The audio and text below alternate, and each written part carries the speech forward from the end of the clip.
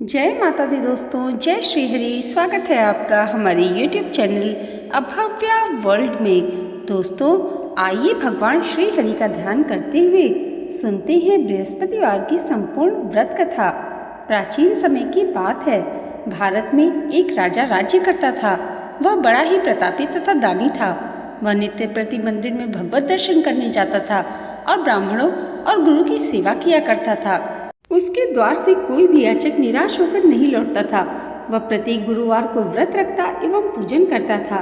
हर दिन गरीबों की सहायता करता था, परंतु यह सब बातें उसकी रानी को अच्छी नहीं लगती थी। वह न व्रत करती, न किसी को एक भी पैसा दान में देती थी।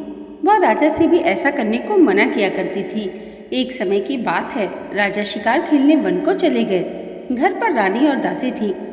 उस समय गुरु बृहस्पति साधु का रूप धारण कर राजा के दरवाजे पर भिक्षा मांगने आए। साधु ने रानी से भिक्षा मांगी तो कहने लगी, हे साधु महाराज, मैं इस दान और पुण्य से तंग आ गई हूँ। इस कार्य को करने के लिए तो मेरे पतिदेव ही बहुत हैं।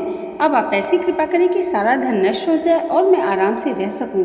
साधु रूपी बृहस्पति देव ने कहा, हे देवी, तुम बड़ी ही विचित्र हो। संतान और धन से कोई दुखी नहीं होता है, इसको सभी चाहते हैं। पापी भी पुत्र और धन की इच्छा करता है। अगर तुम्हारे पास धन अधिक है तो भूखे मनुष्य को भोजन कराओ, प्याऊ लगवाओ, ब्राह्मणों को दान दो, धर्मशालाएं बनवाओ, कुआं, तालाब, बावड़ी, बाग, बागीचे आदि का निर्माण कराओ तथा निर्धनों की कुंवारी कन्याओं का विवाह कराओ, साथ ही यज्ञादि करो। इस प्रकार के कर्मों से आपके कुल का और आपका नाम परलोक में भी सार्थक होगा और तुम्हें भी स्वर्ग की प्राप्ति होगी। परंतु रानी साधु की इन बातों से खुश नहीं हुई। उसने कहा, हे साधु महाराज, मुझे ऐसे धन की आवश्यकता नहीं जिसको मैं अन्य लोगों को दान देती फिरूं तथा जिसको रखने और संभालने में ही मेरा सारा समय नष्ट हो जाए। साधु ने कहा, हे देवी, यदि तुम्हारी ऐसी ही इच्छा है तो जैसा मैं तुम्हें बताता हूँ वैसा ही करना।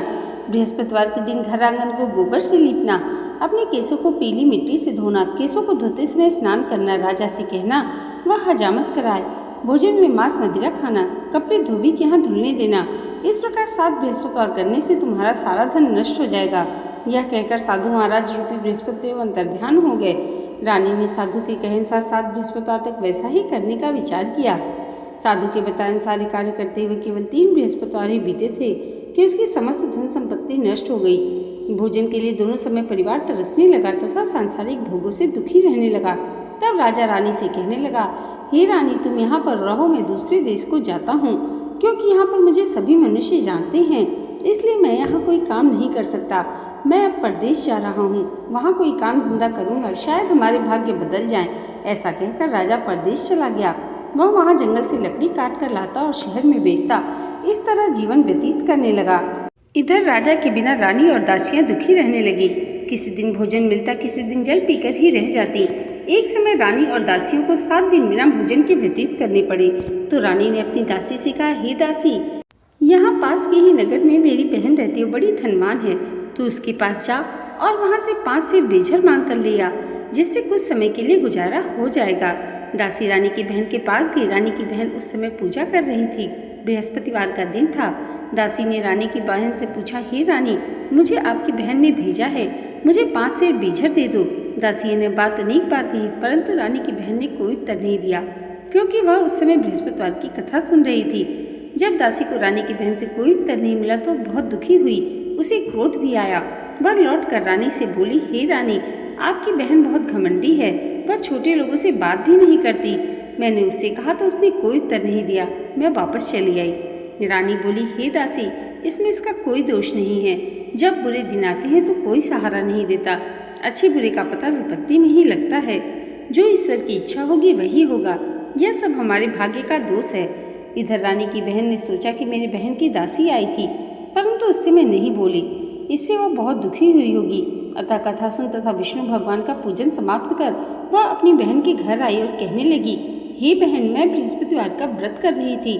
तुम्हारी दासी हमारे घर गई थी, परंतु जब तक कथा होती है तब तक हम लोग न उठते हैं न बोलते हैं, इसलिए मैं नहीं बोली। कहो दासी, क्यों गई थी? रानी बोली, बहन, हमारे घर में अनाज नहीं था।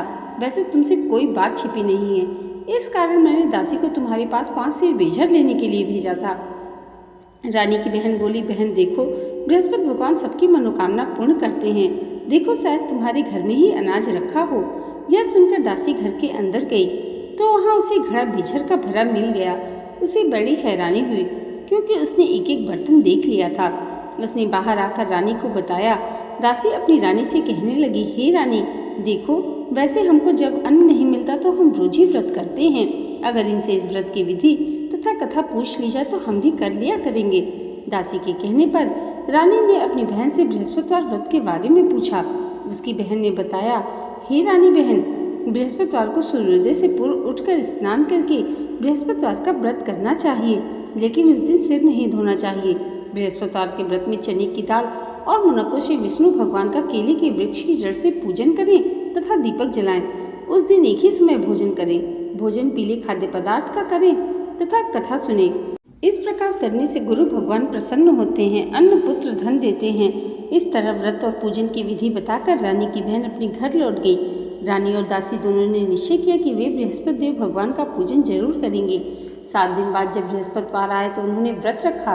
घुड़साल में जाकर चना और गुड़ बीन लाई तथा उसकी दाल से केले की जड़ से विष्णु भगवान का पूजन किया। अब भोजन कहाँ से आए? दोनों बहुत दुखी हुई, परंतु उन्होंने व्रत किया था, इस कारण बृहस्पति देव भगवान प्रसन्न थे। वे एक साधारण व्यक्ति के रूप में 2 थालों में सुंदर पीला भोजन लेकर आए और दासी को देकर बोले, हे दासी, यह भोजन तुम्हारे और रानी के लिए है, तुम दोनों करना। दासी भोजन पाकर बड़ी प्रसन्न हुई और रानी से बोली, रानी जी भोजन कर लो। रानी को भोजन के आने के बारे में कुछ पता नहीं था, इसलिए वह दासी से बोली, जा तू ही भोजन कर, क्योंकि तू हमारी व्यर्थ में हंसी उड़ाती है। दासी बोली, एक व्यक्ति अभी भोजन दे गया है।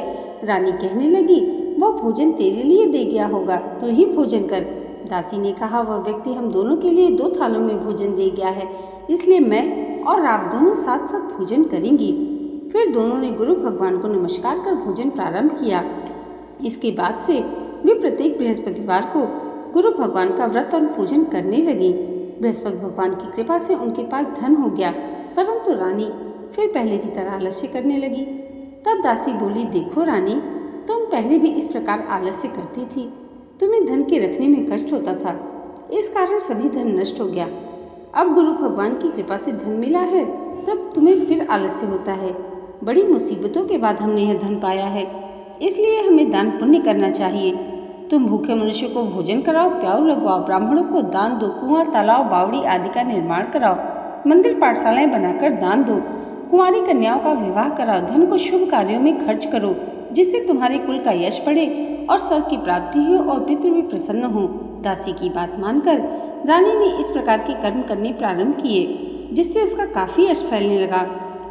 एक दिन रानी और दासी आपस में विचार करने लगी, न जाने राजा किस दशा में होंगे, उनकी कोई खोज खबर नहीं है। गुरु भगवान से उन्होंने प्रार्थना की और भगवान ने रात्रि में राजा को स्वप्न में कहा, हे राजा, उठ, तेरी रानी तुझको याद करती है, अब अपने देश को लौट जा। राजा प्रातःकाल उठकर जंगल से लकड़ियां काटकर लाने के लिए जंगल की ओर चल पड़ा। जंगल से गुजरते हुए वह सोचने लगा, रानी की गलती से कितने दुख भोगने पड़े, राजपाट छोड़कर उसे जंगल में आकर रहना पड़ा। जंगल से लकड़ियां काटकर उन्हें बेचकर गुजारा करना पड़ा।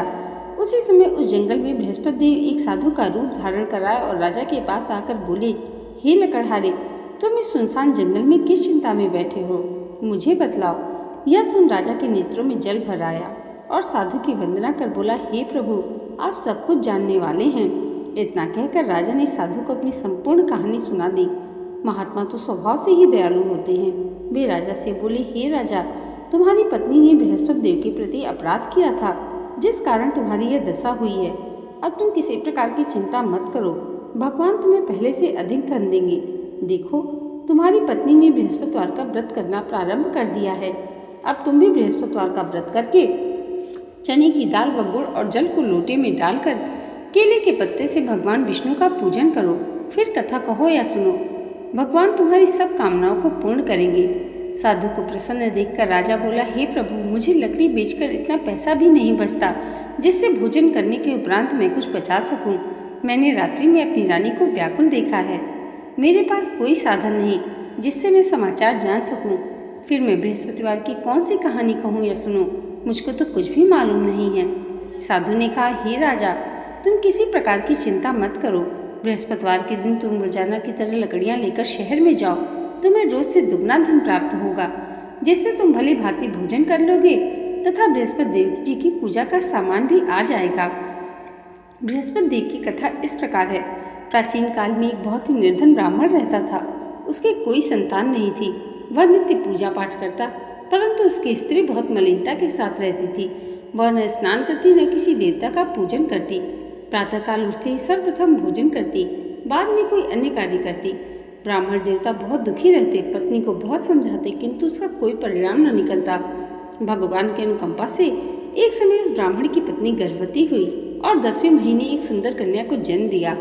निर्धन ब्राह्मण कन्या के जन्म से बहुत दुखी हुआ। धीरे धीरे ब्राह्मण की कन्या बड़ी होने लगी। बचपन से उस कन्या की रुचि भगवान विष्णु की पूजा में थी। वह प्रातः उठते ही स्नान आदि करके भगवान विष्णु की पूजा करने मंदिर में जाती थी। बृहस्पतिवार को व्रत करके विधिवत पूजा पाठ करती थी। पूजा पाठ के बाद वह पढ़ने के लिए पाठशाला में जाती थी। घर से चलते हुए मुट्ठी भर जौ साथ लेकर जाती और पाठशाला के रास्ते में थोड़ी थोड़ी जौ गिराती जाती थी। जब वह पाठशाला से घर लौटती तो जौ के वह दाने सोने में बदले हुए मिलते थे। लड़की सभी सोने के दाने बीन लाती थी। एक दिन जब वह सोने के दाने साफ कर रही थी तो उसकी माँ ने कहा, बेटी, सोने के दाने साफ करने के लिए सोने का सूप भी होना चाहिए। अगले दिन बृहस्पतिवार था। उसने भगवान बृहस्पति देव जी की पूजा करते हुए प्रार्थना की, हे भगवान, यदि मैंने आपका व्रत विधिवत किया है तो मुझे सोने का सूप दे दो। भगवान बृहस्पति देव ने उसकी मनोकामना पूरी करने का वचन दिया। पाठशाला से लौटते समय उसे रास्ते में सोने का सूप पड़ा हुआ मिला। घर लौटकर सोने का सूप अपनी माँ को दिखाकर वह सोने के दाने साफ करने लगी। उसी समय नगर का राजकुमार उसके घर के पास से गुजरा। उस सुंदर लड़की को सोने के सूप में जौ साफ करते देख राजकुमार उस पर मोहित हो गया। महल में लौटकर राजकुमार ने राजा से उस लड़की से विवाह की इच्छा प्रकट की। तो राजा ने ब्राह्मण को महल में बुलाकर राजकुमार से उसके लड़की के विवाह की बात कही। ब्राह्मण तैयार हो गया। धूमधाम से उसकी लड़की का विवाह राजकुमार से हो गया। दुल्हन बनकर ब्राह्मण की लड़की महल में चली गई। लड़की के चले जाने से ब्राह्मण फिर निर्धन हो गया। उसे कई दिन भोजन भी नहीं मिलता। बहुत दुखी होकर ब्राह्मण एक दिन अपनी लड़की के पास गया। अपने पिता से निर्धनता का समाचार सुनकर उसे बहुत सा धन देकर पिता को विदा किया। उस धन से ब्राह्मण के कुछ दिन आराम से गुजर गए, लेकिन जल्दी ही फिर भूखों मरने की हालत हो गई। ब्राह्मण अपनी लड़की से धन लेने के लिए फिर महल में पहुंचा। लड़की ने पिता की बुरी हालत देखकर कहा, पिताजी, आखिर आप कब तक मुझसे धन लेकर जीवन यापन करेंगे? आप कोई ऐसा उपाय क्यों नहीं करते जिससे आपका घर धन संपत्ति से भर जाए? ब्राह्मण ने कहा, मैंने तेरी माँ को बहुत समझा लिया, पर उसकी समझ में कुछ नहीं आता। उसका फूलपन नष्ट हो तो घर की निर्धनता भी दूर हो जाए। तब कुछ सोचकर लड़की ने पिता से कहा, पिताजी, आप कुछ दिनों के लिए माँ को मेरे पास छोड़ जाओ। तब कुछ सोचकर ब्राह्मण पत्नी को लड़की के पास महल में छोड़ आया। लड़की ने अपनी माँ से कहा, माँ, तुम कल प्रातःकाल उठकर स्नान आदि करके भगवान बृहस्पति देव जी की पूजा अवश्य करना। पूजा करने से तुम्हारी निर्धनता अवश्य दूर हो जाएगी। लेकिन उसकी माँ ने उसकी कोई बात नहीं मानी। तब क्रोधित होकर लड़की ने अपनी माँ को एक कक्ष में बंद कर दिया। सूर्योदय के समय अपनी माँ को उठाकर जबरदस्ती उसे स्नान कराया और फिर मंदिर में ले जाकर भगवान बृहस्पति देव जी की पूजा कराई। कुछ दिन तक ऐसा करने से माँ की बुद्धि में परिवर्तन हुआ और वह स्वयं बृहस्पतिवार का व्रत रखने लगी। इसके व्रत रखने से ब्राह्मण के घर में भगवान विष्णु की अनुकंपा से धन की वर्षा होने लगी। दोनों पति पत्नी धन संपत्ति पाकर आनंद पूर्वक जीवन यापन करते हुए विष्णु धाम को चले गए। लकड़हारा बने राजा ने उन साधु से भगवान बृहस्पति देव जी की कथा सुनकर बृहस्पतिवार का व्रत करके भगवान विष्णु की पूजा की। उस दिन से उसके सभी कलेश दूर हो गए। लेकिन अगले बृहस्पतिवार को कामकाज में अधिक व्यस्त रहने के कारण उसने भगवान बृहस्पति देव जी का व्रत नहीं किया। भगवान बृहस्पति देव लकड़हारी से क्रोधित हो गए और उसे उस भूल की सजा दी। उस दिन नगर के राजा ने नगर में घोषणा करके सबको सूचित किया, प्रत्येक नागरिक महल में भोजन करने आए। जो नहीं आएगा उसे अपराधी मानकर दंड दिया जाएगा। लकड़हारा बने राजा ने उस नगर के राजा की घोषणा तो सुनी, लेकिन जंगल से लकड़ी काट कर लाने और उन्हें बेचने में देर हो जाने के कारण वह समय पर महल में भोजन करने नहीं जा सका। अतः राजा के सैनिक लकड़हारे को पकड़कर महल में ले गए। राजा ने उसे महल के कक्ष में बिठाकर भोजन कराया। उस कक्ष में एक खुंटी पर रानी का सोने का हार लटका हुआ था। लकड़हारा अकेले उस कक्ष में भोजन कर रहा था। तभी उसने एक आश्चर्यजनक घटना घटते देखी। देखते ही देखती वह खुंटी हार को निगल गई। थोड़ी देर के बाद राजा ने हार को गायब देखा तो लकड़हारे को कारावास में डलवा दिया। लकड़हारा मन ही मन अपने भाग्य को कोसने लगा। तभी उसे इस जंगल में मिले साधु का स्मरण हो आया। थोड़ी देर में भगवान बृहस्पति देव सन्यासी के रूप में उसके सामने प्रकट हुए और कहा, हे लकड़हारे, तूने भगवान बृहस्पति देव जी की पूजा नहीं की है, इस कारण तुम्हें कष्ट हुआ। लेकिन अब चिंता मत करो, बृहस्पतिवार के दिन कारागार के दरवाजे पर तुम्हें कुछ पैसे पड़े हुए मिलेंगे। उन पैसों से भगवान बृहस्पति देव जी का व्रत करके उनकी पूजा करोगे तो तुम्हारे सब दुख नष्ट हो जाएंगे। बृहस्पतिवार के दिन दरवाजे पर पड़े मिले पैसों से चने और गुड़ मंगाकर लकड़हारे ने बृहस्पतिवार की कथा कही तो भगवान बृहस्पति देव ने प्रसन्न होकर उस नगर के राजा को स्वप्न में लकड़हारे को कारागार से मुक्त करने को कहा। सुबह राजा ने अपने कक्ष में आकर देखा तो खुंटी पर रानी का हार टंगा हुआ था। राजा ने लकड़हारे को मुक्त कर दिया और उसे धन और आभूषण देकर विदा किया। लकड़हारा बना राजा उस नगर से चलकर अपने नगर पहुंचा तो उस नगर में कुएं, धर्मशालाएं, बाग बागीचे देखकर बहुत प्रसन्न हुआ। राजा ने किसी से पूछा, ये कुएं, धर्मशालाएं किसने बनवाई हैं? सबने उसे बताया कि ये सब रानी और उसकी दासी ने बनवाए हैं। राजा महल में पहुंचा तो रानी ने उसका भव्य स्वागत किया। तब राजा ने निश्चय किया कि सप्ताह में एक बार तो सभी बृहस्पति देव जी का व्रत तथा पूजन करते हैं, परंतु मैं प्रतिदिन व्रत किया करूंगा तथा दिन में 3 बार कथा कहा करूंगा। अब राजा हर समय दुसाले में चने की दाल बांधे रहता तथा दिन में 3 बार बृहस्पति देव जी की कथा कहता। कुछ दिनों के बाद राजा को अपनी बहन की याद आई। एक दिन घोड़े पर सवार होकर राजा अपनी बहन से मिलने चल दिया। अभी राजा नगर के बाहर पहुंचा ही था कि उसने कुछ लोगों को एक शव को ले जाते हुए देखा। राजा को स्मरण हुआ है कि आज उसने किसी को बृहस्पतिवार की व्रत कथा नहीं सुनाई है। राजा ने उन लोगों को रोक कर कहा, भाइयों, आप शव को ले जाने से पहले मुझसे बृहस्पतिवार की कथा सुन ले। लोगों ने राजा पर क्रोधित होते हुए कहा, तुम पागल तो नहीं हो? लेकिन कुछ बड़े बूढ़े लोगों ने कहा, अच्छा भाई, साथ में चलते चलते तो अपनी कथा भी सुना लो। राजा ने चलते हुए आधी कथा ही सुनाई थी कि शव हिलने लगा। राजा की पूरी कथा सुनाते ही शव उठकर बैठ गया। लोगों ने हैरानी से दांतों तले उंगली दबाई और अगले बृहस्पतिवार से भगवान बृहस्पति देव जी का व्रत करने तथा कथा सुनने का निश्चय किया। अब घोड़े पर सवार राजा चलते हुए किसान के पास पहुंचा। किसान अपने खेत में हल चला रहा था। राजा ने कहा, अरे भाई, मुझसे बृहस्पतिवार की कथा सुन लो। किसान झुंझला कर बोला, अरे भाई, देख नहीं रहे, जितनी देर में तुम्हारी कथा सुनूंगा उतनी देर में पूरे खेत में हल चला लूंगा। राजा निराश होकर चलने लगा। तभी किसान के बैल लड़खड़ाकर जमीन पर जा गिरे। किसान के पेट में भी जोरों का दर्द होने लगा। उस किसान की पत्नी जब खाना लेकर आई तो उसने किसान से इस बारे में पूछा। किसान ने घुड़सवार की पूरी कहानी सुनाई। किसान की पत्नी दौड़ती हुई राजा के पास पहुंचकर हाथ जोड़कर बोली, भैया, मैं तुम्हारी कथा सुनने को तैयार हूँ। राजा ने उसके साथ खेत पर पहुंचकर बृहस्पतिवार की कथा सुनाई। तभी बैल उठकर खड़े हो गए। किसान के पेट का दर्द तुरंत ठीक हो गया। राजा अपनी बहन के घर पहुंचा तो उसकी बहुत आवभगत हुई। अगले दिन सुबह उठकर राजा ने देखा घर के सभी लोग भोजन कर रहे हैं। किसी भूखे को बृहस्पतिवार की कथा सुनाए बिना राजा भोजन नहीं करता था। उसने बहन से कहा, बहन, क्या घर में कोई ऐसा व्यक्ति नहीं जिसने अभी तक भोजन नहीं किया हो? उसकी बहन बोली, भैया, हमारे घर में तो क्या आपको पूरे नगर में कोई ऐसा व्यक्ति नहीं मिलेगा जिसने सुबह सुबह भोजन नहीं किया हो। फिर राजा ने बहन के घर से निकलकर उस नगर में बिना भोजन किए व्यक्ति की तलाश की। एक गड़रिये के घर में उसका बेटा बीमार होने के कारण भूखा रह गया था। राजा ने उसको जाकर बृहस्पतिवार की कथा सुनाई।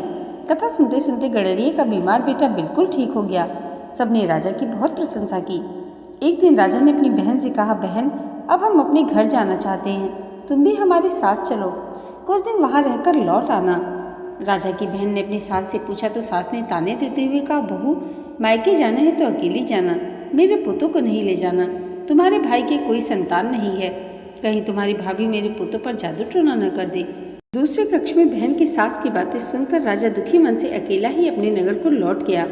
रानी ने राजा से कहा, आप तो अपनी बहन को साथ में लाने की बात कह कर गए थे, फिर बहन को साथ क्यों नहीं लाए? तब राजा ने दुखी होते हुए कहा, रानी, हम निसंतान हैं, इसलिए कोई हमारे घर आना पसंद नहीं करता। रानी ने राजा को समझाया, हे प्राणनाथ, हमें बृहस्पति देव ने सब कुछ दिया है, अब भगवान बृहस्पति देव हमें संतान भी अवश्य देंगे। बृहस्पतिवार को विधिवत व्रत करते हुए राजा रानी ने भगवान बृहस्पति देव जी से संतान के लिए प्रार्थना की। कुछ दिनों के बाद उन्होंने स्वप्न में दर्शन देते हुए कहा, हे राजन, तेरी मनोकामना अवश्य पूर्ण होगी। 1 सप्ताह बाद ही रानी गर्भवती हो गई। 10वें महीने रानी ने एक सुंदर पुत्र को जन्म दिया।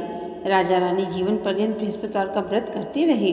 उनके घर में धन की वर्षा होती रही। इस तरह अनुपूरक जीवन यापन करते हुए राजा रानी भगवान बृहस्पति देव जी की अनुकंपा से मोक्ष को प्राप्त करके सीधे वैकुंठ धाम पहुँच गए। बृहस्पतिवार को विधिवत करते हुए जो स्त्री पुरुष भगवान विष्णु की पूजा करते हैं, भगवान उनकी सभी मनोकामनाएं पूरी करते हैं। इति श्री बृहस्पतिवार व्रत कथा। दोस्तों, आज की ये वीडियो अगर आपको अच्छी लगी हो तो कमेंट बॉक्स में जय श्री हरि ज़रूर लिखिएगा और इसे लाइक और हमारे चैनल पर पहली बार आए हैं तो सब्सक्राइब करना मत भूलिएगा। भगवान बृहस्पति देव की कृपा आप सबके जीवन पर सदैव ऐसे ही बनी रहे, इसी मंगल कामना के साथ मिलते हैं अगली वीडियो में। तब तक के लिए जय माता दी, जय श्री हरि।